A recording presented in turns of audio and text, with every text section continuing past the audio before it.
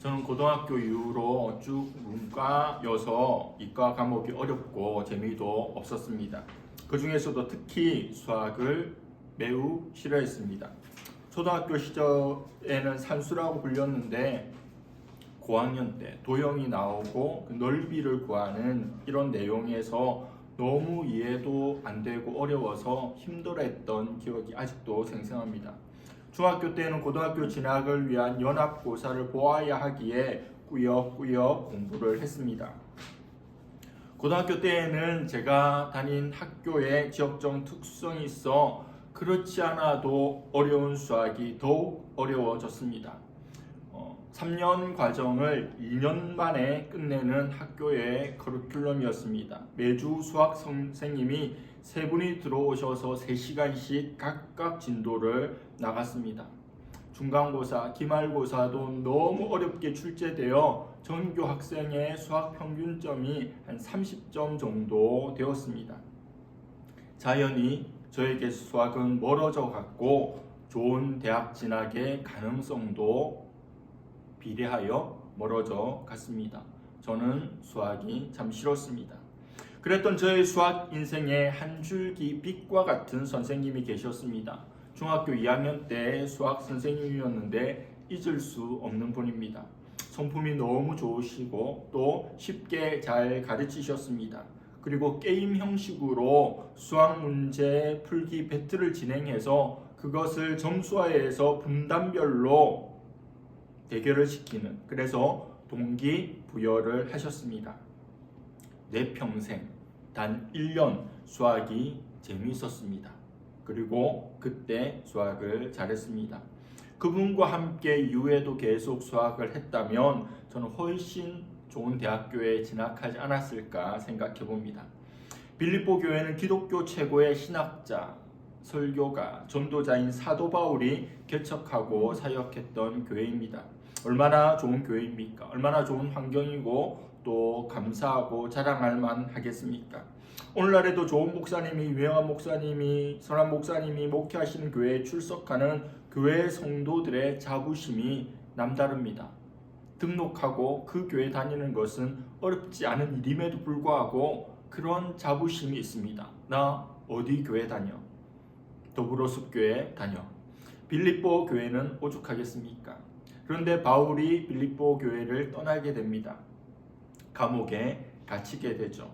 바울의 영향력이, 공연의 조명이 서서히 꺼져가는 페이드 아웃 되는 것처럼 점점 줄어가는 것이 당연합니다.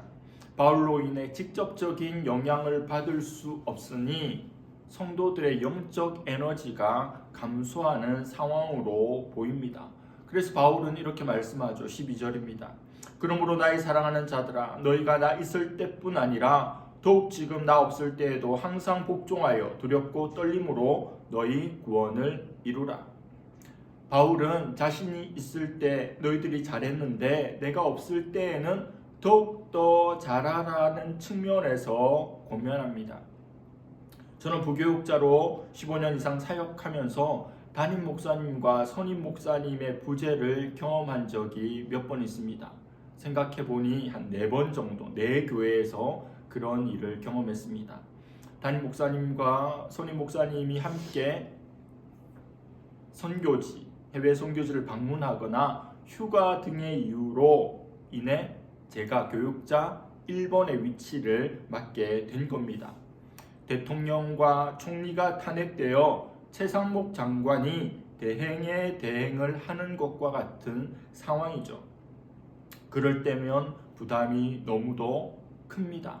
주일 예배 인도, 그리고 돌발적으로 발생하는 장례를 다 감당해야 합니다.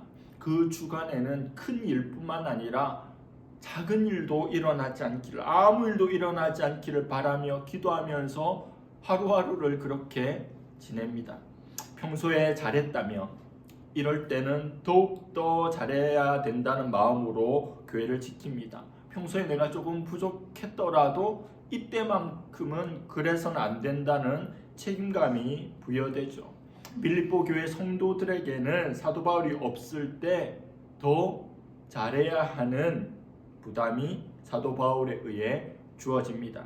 뭐라 말씀합니까? 항상 복종하여 두렵고 떨림으로 너희 구원을 이루라. 이렇게 말씀합니다. 빌립보 교회 성도들은 이미 예수 그리스도를 믿어 구원을 받았는데 구원을 이루라니 무슨 의미입니까? 구원에는 세 가지 시제가 있습니다. 과거, 현재, 미래입니다. 구원을 받았고, 구원을 받고 있고, 구원을 받을 것이다 라고 표현할 수 있습니다. 첫 번째는 이미 받은 구원, 칭의의 구원입니다. 예수 그리스도를 구주로 믿고 그분을 받아들임으로, 영접함으로 받는 구원이죠. 100% 하나님의 은혜로 일어납니다. 여기에 인간의 행위, 공로, 어떠함을 더하려고 하면 율법주의가 되거나 이단이 되기 십상입니다. 둘째는 이루어가는 구원인데 성화의 구원입니다. 칭의는 신분입니다. 죄의 자녀에서 하나님의 자녀가 되는, 성화는 수준입니다.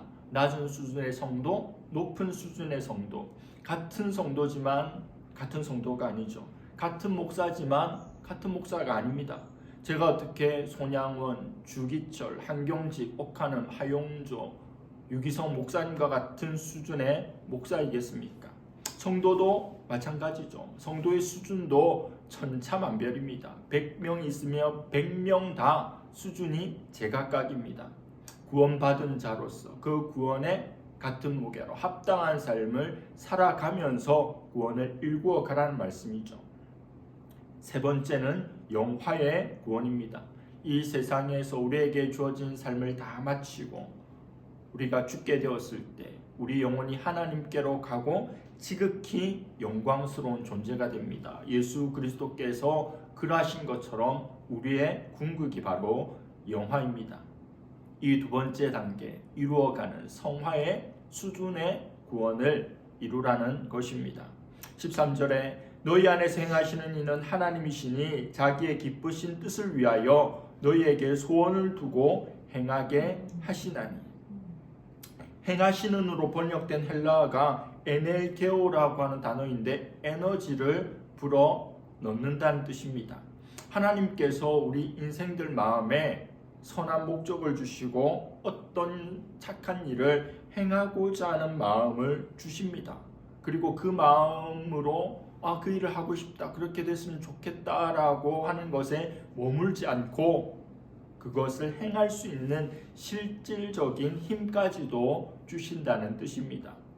사도 바울이 빌립보 교회 성도들에게 에너지를 줬죠. 그리고 멀어졌을 때, 물리적으로 함께할 수 없을 때 그 에너지가 소멸되어 가는 상황이 되잖아요. 사도 바울이 주는 에너지를 반딧불이라고 하면 하나님께서 우리 마음 가운데 그러고 싶다, 그 일을 행하고 싶다, 그렇게 돼야지 라고 주시는 소원, 그 에너지는 태양에 비유할 수 있을 겁니다.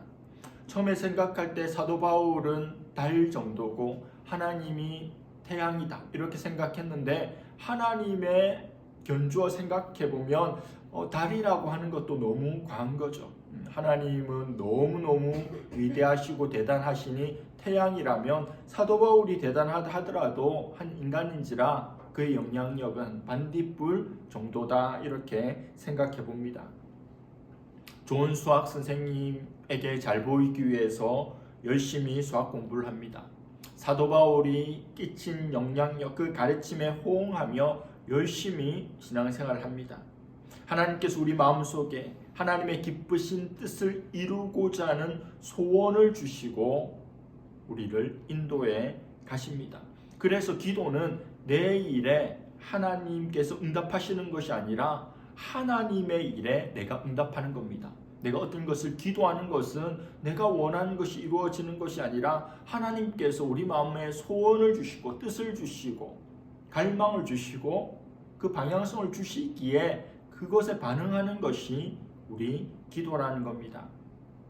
예배를 잘 드리고 싶고 기도 잘하고 싶고 전도 열심히 하고 싶고 일상에서 거룩한 삶을 살고자 하는 모든 소원들을 하나도 빠짐없이 하나님께서 우리 마음속에 꼭꼭 넣어주십니다. 새해가 되면 어떤 일이 있을 때마다 내가 결심하는 듯하지만 하나님께서 성령의 바람을 우리 속에 주셔서 이런 성화와 거룩한 결심과 생각과 다짐과 계획들을 하게 된다는 겁니다. 그래서 흔히들 생각할 때 칭의는 100% 하나님의 은혜로 주어진 것이고 성화는 하나님의 은혜 더하기 우리의 노력과 반응이라고 하지만 사실 교리적으로 보면 그렇지 않습니다. 성화도 100% 하나님의 은혜입니다. 우리 속에 거룩하게 살고자 하는 마음이 1이라도 생길 내면이 없죠. 우리는 그런 존재입니다. 전적으로 타락하고 부패한 존재이기 때문에 성화가 나에게 달려있는 것이 아닙니다. 그래서 이름 앞에 세인트, 성이라고 하는 것을 붙이는 존재들이 있죠. 성 어거스틴, 성 프란체스코, 대단한 사람들이죠. 한 시대를 깨운 사람들 아닙니까?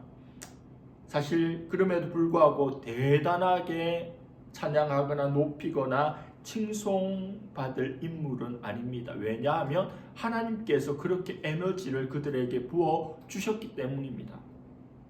손양원 목사님이 원수를 사랑하려고 이를 악물고 피를 토하는 심정으로 했다면 인간의 노력이지만 하나님께서 밉지 않고 아들로 받아들이고자 하는 마음을 주셨다면 그럼 그렇게 어려운 일은 아니잖아요. 물론 인간의 반응과 순종이라고 하는 것은 존경하고 인정하고 칭찬해야 하는데 하나님께서 주신다는 겁니다. 그렇다면 하나님께서 우리를 성화시킴으로 거룩해 하심으로 원하시는 모습이 뭘까요? 15절 16절입니다. 이는 너희가 흠이 없고 순전하여 어그러지고 그스로는 세대 가운데서 하나님의 흠없는 자녀로 세상에서 그들 가운데 빛들로 나타내며 생명의 말씀을 밝혀 나의 다름질이 헛되지 아니하고 수고도 헛되지 아니하므로 그리스도의 날에 내가 자랑할 것이 있게 하려 함이라. 흠이 없다.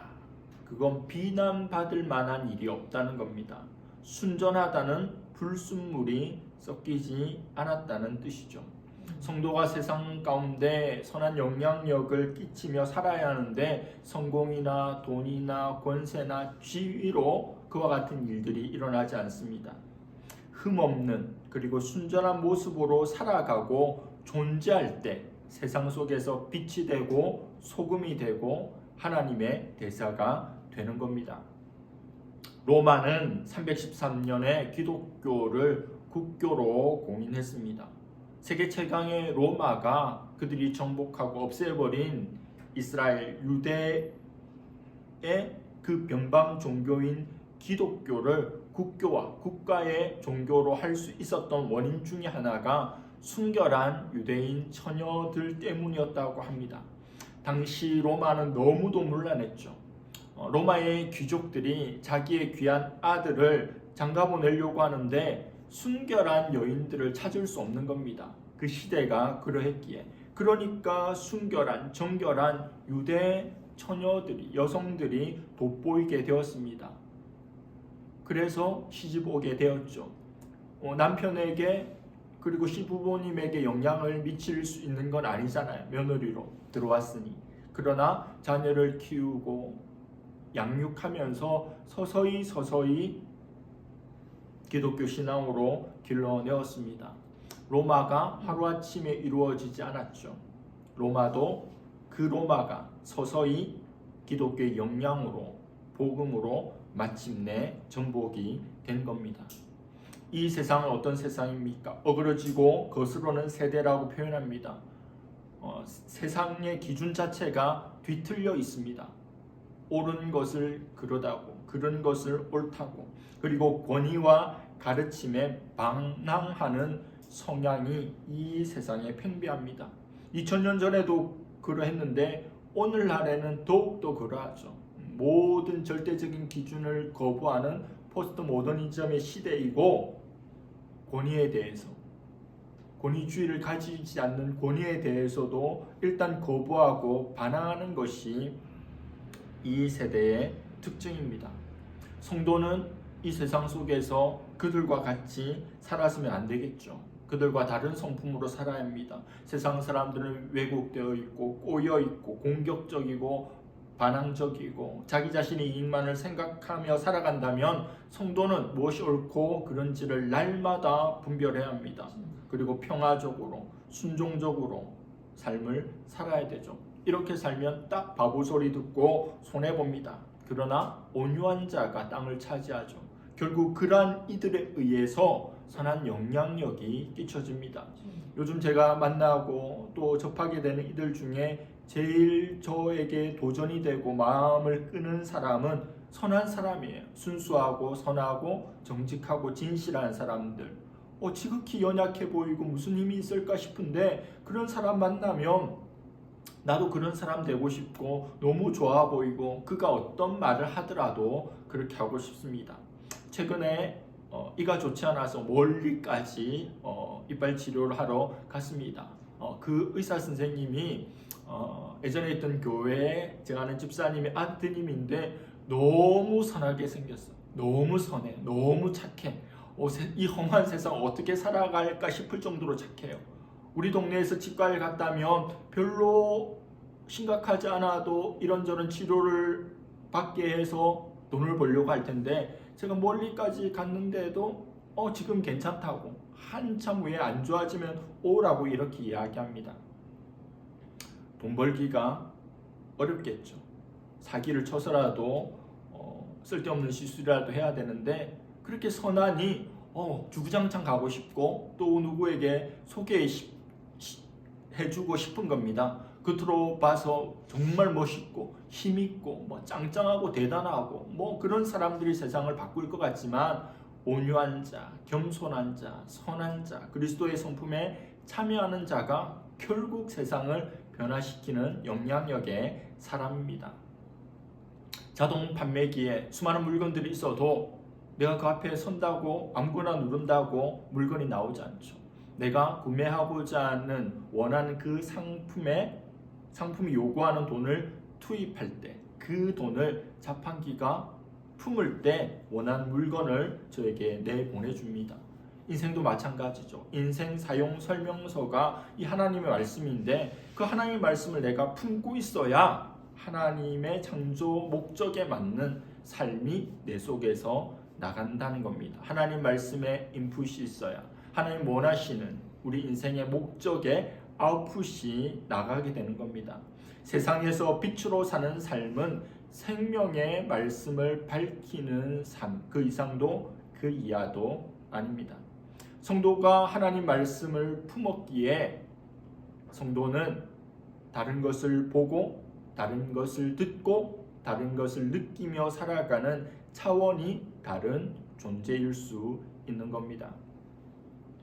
우리나라의 선교 역사는 세계 선교사와 비교해서 볼 때 특별한 점이 참 많습니다. 그 중에 하나가 이 성경에 대한 것인데 보통 어떤 지역, 어떤 나라에 복음이 들어가기 전에 성경이 먼저 들어간 일은 없죠. 선교사가 그곳에 가면 언어를 배우고 성경을 번역해서 5년 후, 10년 후부터 이렇게 본격적인 말씀을 가지고 사역을 하는데 한국은 선교사가 들어오기 전에 한문 성경이 먼저 들어왔습니다. 그리고 한국 최초의 선교사인 장로교와 감리교의 언더우드 아펜젤러 선교사가 조선에 오기 전에 일본에 들러서 조선말로 번역된 우리말 성경을 가지고 오게 됩니다. 이건 매우 특별한 일이에요.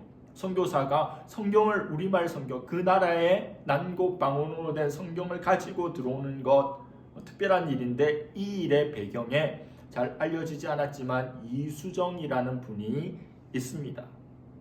이분은 원래 학문하는 양반 학자였어요. 근데 일본이 근대화되는 걸 보면서 선진 문물을 우리도 도입해야 되겠다 싶어서 일본에 가게 됩니다.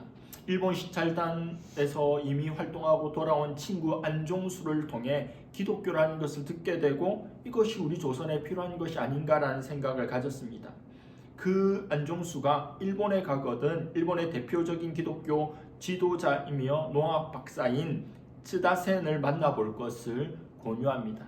이수정은 일본으로 건너갑니다. 도쿄의 츠다센의 집을 방문합니다. 츠다센의 집에 갔더니 농장이 어마어마하게 광활한 거예요. 미국에서 종자를 가져와서 재배한 식물들이 가득했는데 거실에 예수님의 산상수훈의 말씀이 딱 걸려 있는 거예요. 족자가 있는 거예요. 그걸 보면서 깊은 인상을 받았습니다. 그 츠다센과 여러 가지 이야기를 나눴는데 기독교에 관심이 많은 그에게 한문 성경과 기독교 교리서를 선물합니다. 이수정이 숙소에 돌아와서 성경을 읽고 또 읽었습니다. 말씀에 감동되었습니다. 성경에 더욱더 몰입하여 진리의 빛에 따라 회심하기에 이릅니다. 일본에 온 지 7개월 만에 한국인 최초의 세례자가 되었습니다. 그로부터 며칠 후에 도쿄에서 일본 기독교 사상 최초로 대부흥 집회가 6일에 걸쳐 진행됩니다. 4일째 되던 날 이 이수정이 대표 기도를 하는 요청을 받아서 강단에 오르게 됩니다. 수많은 외국 선교사들, 일본의 목사들, 그리고 성도들 앞에서 대표 기도를 하는데 당당하게 한국어로 기도를 올렸습니다. 그 집회에 참석했던 일본의 유명한 성경학자인 우찌무라 간조는 당시의 상황을 이렇게 남겼습니다. 그는 이 은둔국을 대표하는 명문의 사람으로 일주일 전에 세례를 받고 자기 나라의 의복을 항상 착용하는 기품이 당당한 자로 우리 중에 참여하고 있었다. 그는 자기 나라 말로 기도했는데 마지막 아멘 하는 소리밖에 알아듣지 못했다. 그러나 그 기도는 무한한 힘을 가진 기도였다. 우리들의 머리 위에는 무언가 기적적인 놀랄만한 사실이 일어나고 있다는 것을 온 회중이 다 같이 감득했다. 우리들 회중 일동은 태양이 머리 위에 비치고 있지 않은가 하기까지 신기하게 여겼다. 영적인 능력이죠. 알아들을 수 없는 언어로 기도하는데도 그 영적인 폭발력이 얼마나 대단했으면 이 우찌무라 간조가 이렇게 고백했겠습니까? 한국에, 일본이 아니라 한국에 놀라운 일이 일어날 것이라고 말을 했다고 합니다. 이수정은 우리 조선을 살릴 것은 농업기술이나 선진 문명이 아니고 복음이라는 것을 절실히 깨닫습니다. 헨리 루미스 선교사는 이수정이 모든 이들보다 대단히 열성적인 그리스도인이며 그의 소망은 자기 민족에게 성경을 주는 것이라고 선교 본부에 보고합니다. 그리고 세례를 받은 지 2달밖에 되지 않은 이수정에게 조선말로 성경을 번역하는 일을 맡겼고 일사천리로 몰입해서 마가복음을 번역하고 인쇄합니다. 이수정은 일본에 머물면서 유학생들을 모아서 성경 공부합니다. 그리고 예배를 드립니다. 일본 유학생, 당시의 일본 유학생은 조선에서 대단한 집안의 자녀들이잖아요. 자제들이죠. 그들 30명 중에 절반 정도를 기독교 신자가 되게 하였고 도쿄에 일본 최초의 한인 교회를 세우게 됩니다. 이에 그치지 않고 미국에 있는 선교 본부에 조선의 선교사를 보내달라는 편지를 구구절절 보내게 돼요. 이후에 이수정은 조선의 마게도니아인으로 불리게 됩니다. 사도 바울이 마게도니아인의 환상을 보잖아요. 와서 도와달라는. 이 조선의 마게도니아인이 바로 이수정입니다. 북미의 유망한 젊은이들, 20대 초반의 그 젊은이들이 이 편지를 보고 감동을 받아 한국으로 가기를 결심했어요. 당시에 신학교 재학 중이던 언더우드 아펜젤러가 그들 중에 있었습니다. 특별히 언더우드는 인도 선교사로 지원서를 작성하고 우체통에 넣으려는 순간, 넣으면 이제 인도 선교사가 되는 거죠. 넣으려는 순간 그럼 조선에는 누가 갈 것인가 라는 하나님의 음성을 듣고 조선으로 발길을 돌리게 됩니다. 그래서 연세대학이 생기고 배제고등학교가 생기고 병원이 생기고 이 어두웠던 흑암의 나라 조선에 하나님의 영광의 빛이 비치게 시작한 겁니다. 누구로부터요? 이수정 한 명으로부터. 누구로부터요? 그의 마음에 소원을 주신 하나님으로부터 민족의 흑암이 물러가고 빛이 임하게 되었으니 참으로 감동적이고 놀랍습니다. 이런 삶이 말씀의 빛을 밝히는 빛의 삶입니다. 마지막 17, 18절입니다. 만일 너희 믿음의 재물과 섬김 위에 내가 나를 전제로 드릴지라도 나는 기뻐하고 너희 무리와 함께 기뻐하리니 이와 같이 너희도 기뻐하고 나와 함께 기뻐하라. 사도 바울이 감옥에 있는데 기쁘다는 이야기를 4번이나 하고 있어요. 한 번만 이야기해도 될 텐데 4번이나. 빌립보 교회 성도들의 믿음의 재물, 그들의 섬김 위에 자기 자신을 부어드리는 포도주와 같은 전제로 드릴지라도 나는 기쁘고 너희 무리와 함께 기쁘다는 겁니다. 지금 개역 개정 성경의 번역보다 다른 번역을 보면 사도 바울이 어떤 마음인지를 더 절절히 느낄 수 있습니다. 공동 번역입니다. 여러분이 바치는 믿음의 제사와 제물을 위해서라면 나는 그 위에 내 피라도 쏟아 부을 것이며 그것을 나는 기뻐할 것입니다. 아니, 여러분과 함께 기뻐할 것입니다. 전제가 피로 바뀌었죠. 나의 생명을 드리겠다는 겁니다. 나의 모든 것을 갈아 넣겠다는 거죠. 현대인의 성경입니다.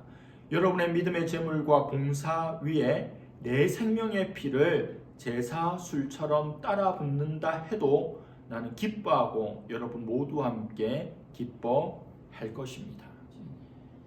너희들이 그럴 수 있다면 나는 남겨진 모든 것을 피처럼 쏟아 부어도 기뻐하고 너희들과 함께 기뻐하겠다는 사도 바울의 고백입니다. 자신의 모든 것을 쏟아도, 자신의 생명을 쏟아도, 자신의 피를 다 쏟아도 기뻐하고 기뻐하겠다고 4번이나 반복합니다. 사도 바울의 그 기쁨이 우리의 기쁨이 되기를 바랍니다. 하나님의 뜻이 나의 소원이 되어 하나님의 빛이 생명의 말씀으로 밝혀지는 일에, 그 일에 작은 것이라도 쓰임받는 그런 저와 여러분들 될 수 있기를 간절히 바랍니다. 기도하겠습니다. 하나님 아버지 감사합니다. 오늘 말씀을 통하여 우리 속에서 소원을 가지고 일하시는 하나님의 뜻을 보게 되었습니다. 거룩한 삶으로 구원을 일구어내며 이 세상 가운데 거스러는 악한 이 세대 가운데 하나님 앞에 순종하고 하나님의 뜻을 이루어 가서 말씀을 보이며 말씀의 빛을 밝히는 삶으로 우리에게 권면하시고 도전하여 주시니 감사합니다. 우리 속에 선한 마음, 하나님을 향한 열망과 갈망들, 말씀을 살아내고자 함, 말씀을 품고자 함이 있게 하여 주시고 우리 삶을 인도하여 주시고 하나님 원하시는 뜻들의 일들에 우리를 사용하여 주시옵소서. 감사드리며 예수님의 이름으로 기도드립니다. 아멘.